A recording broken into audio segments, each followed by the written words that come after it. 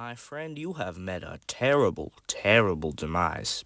But, I don't feel too bad about it. After all, if it weren't from me, it would have just been from someone else? I guess what I'm trying to say is life goes on.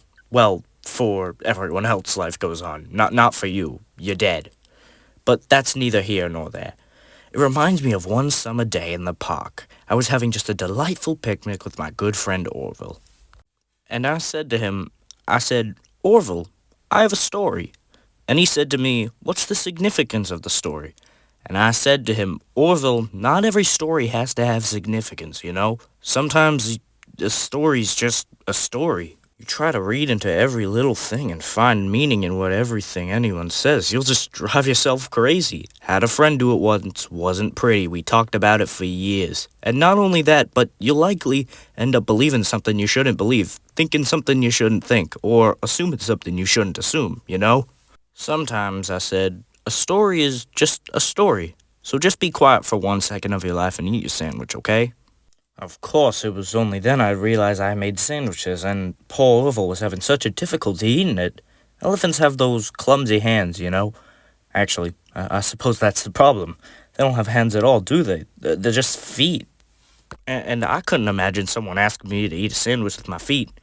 Now, if I recall correctly, there was a bakery nearby. I said to him, Orville, let me go get you some rye bread. Now, I'm unsure if elephants enjoy rye bread, but I assure you that Orville does. Now, this was on a Tuesday, which was good, because rye bread was always fresh on Tuesday. They made sourdough bread on Monday and threw it out on Wednesday. Or rather, they sold it at a discount for people wanting to feed it to the ducks. And then, probably at the end of the day, finally, they threw it all out. I don't recall. I do remember a man who would bring his son to the bakery every Wednesday and then go feed the ducks. He would buy all the sourdough bread. Of course, you're not supposed to feed the ducks sourdough bread at all. It swells up in the stomachs and then they all die.